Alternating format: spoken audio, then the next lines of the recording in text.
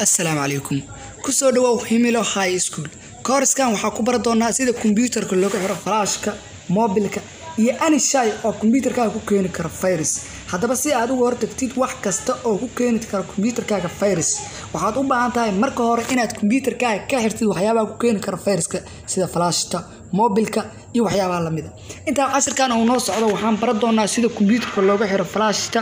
iyo USB-ga hadaba computerkeena aan soo gelino flashka okay computerka waxa uu jeedaa inay soo qabtay flash ay ku qoran tahay abskur flash okay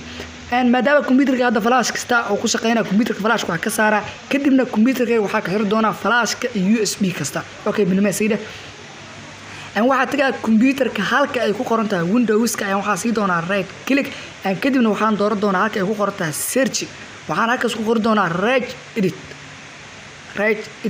marka right edit ku qortid waxa ku soo bixi doona abka naqshadan u sameeyay kadibna waxa la yahay click ayaa asaga siina okay abka marka uu sinaa ugu soo baxo waxa ka doorana halka ay ku qoran tahay HKL local marka doorto waxa ka sii doorana halka ay ku qoran tahay system hoos ayaa u socona system waxa ka sii doorana halka ay ku qoran tahay current control set hoos u sii soco hadana waxaad ka sii doorataa halka ay ku qoran tahay surface optionada faraha badan ku soo baxay hoos u jiid ilaa inta aad ku arki doonto meel ay ku qoran tahay USB store halka ay ku qoran tahay intaad ka arki doontid hoos ayaa u soconaysa kadib ayada waxa siinaysa right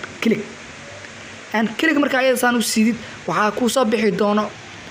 farshaxan ka saan u sameeysan kadibna waxa ka sii dooranaysa halka ay ku qoran tahay start okay halka ay ku qoran tahay start marka ku dhufto halkan waxa u jeedaa waxa ku soo baxay meel ay ku qoran tahay 3 kama sax ku bedel 4 kadibna waxa tiraahdaa okay hada computerkayga waxa ka xir flashka aan computerkayga soo galsho flash waxaad u jeedaa computerka marka soo galsho flash wax flash ku shaqeeyo ama ma soo bandhigayo hadii aan soo galsho mobilkana waa isla sidoo kale computerkaaga hadda wuxuu ka xiran yahay flashki mobilki iyo wax kasta oo ku keeni karo virus oo dibadda laga soo galsho kadibna gudaha looga isticmaalo okay maadaama hadda marka computerki aan ka xiray flashki iyo mobilki USB-gi wax kasta oo computerka ku keeni karo virus hadaba ma u fakaraa waa su'aashu computerka waa u fakartaa flashka okay ma siida kadib waxaad tagaysaa halkii koow aad ka soo furtay barnaamijka right edit kadibna waxaad dooranaysaa halka ku qoran start 4 kama sax waxaad ku bedeshaa 3 kadibna okay number 3 waa u ogolaaw 4na waa u diid okay hadda marka computerkayga maadaama flash u ogolaada aan soo galsho inuu ugu shaqeeyo in kale okay